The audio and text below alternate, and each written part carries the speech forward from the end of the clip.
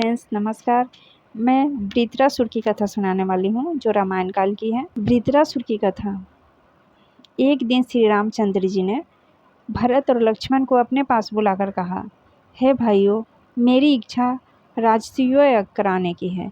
राजधर्म की चरम सीमा है। इस यज्ञ से समस्त पाप नष्ट हो जाते हैं तथा अक्षय और अविनाशी फल की प्राप्ति होती है।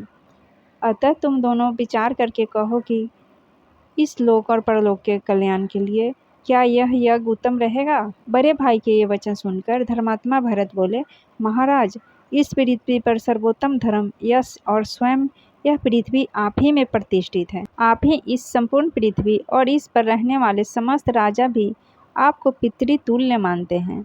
अतः आप ऐसा यज्ञ किस प्रकार कर सकते हैं जिससे इस पृथ्वी के सब राजवंशों और वीरों का हमारे द्वारा संहार होने की आशंका हो। भरत के युक्तियुक्त वचन सुनकर श्री रामचंद्र जी बोले, भरत, तुम्हारा सत्य परामर्श धर्म संगत और पृथ्वी की रक्षा करने वाला है।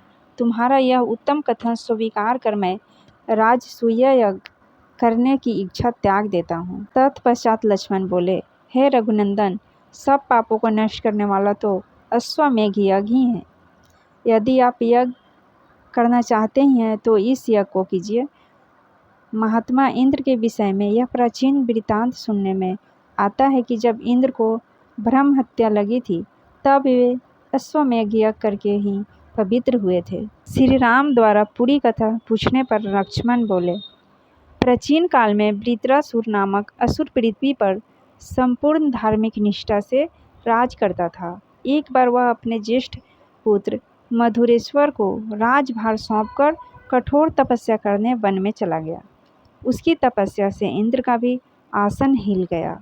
वह भगवान विष्णु के पास जाकर बोले कि प्रभु, तपस्या के बल से वृत्रासुर ने इतनी अधिक शक्ति संचित कर ली है कि अब मैं उस पर शासन नहीं कर सकता। यदि उसने तपस्या के फलस्वरूप कुछ शक्ति और बढ़ा ली तो हम सब देवताओं को सदा उसके अधीन रहना पड़ेगा। इसलिए प्रभु, आप कृपा करके संपूर्ण लोकों को उसके अधिपत्य से बचाइए। किसी भी प्रकार उसका वध कर दीजिए। देवराज इंद्र की यह प्रार्थना सुनकर भगवान विष्णु बोले कि यह तो तुम जानते हो कि देवराज, मुझे वृत्रासुर से स्नेह है, इसलिए मैं उसका वध नहीं कर सकता। परंतु तुम्हारी प्रार्थना भी मैं अस्वीकार नहीं कर सकता। इसलिए मैं अपने तेज को 3 भागों में इस प्रकार विभाजित कर दूंगा जिससे तुम स्वयं वृत्रासुर का वध कर सको। मेरे तेज का एक भाग तुम्हारे अंदर प्रवेश करेगा, दूसरा तुम्हारे ब्रज में और तीसरा पृथ्वी में, ताकि वह वृत्रासुर के धराशायी होने पर उसका भार सहन कर सके। भगवान से यह वरदान पाकर इंद्र देवताओं सहित उस वन में गए जहाँ वृत्र तपस्या कर रहा था। अवसर पाकर इंद्र ने अपने शक्तिशाली ब्रज वृत्रासुर के मस्तक पर दे मारा। इससे वृत्र का सर कटकर अलग जा गिरा। सिर कटते ही इंद्र सोचने लगे, मैंने एक निंदनीय अपराध व्यक्ति की हत्या करके भारी पाप किया है। यह सोचकर वे किसी अंधकारमय स्थान में जाकर प्रायश्चित करने लगे।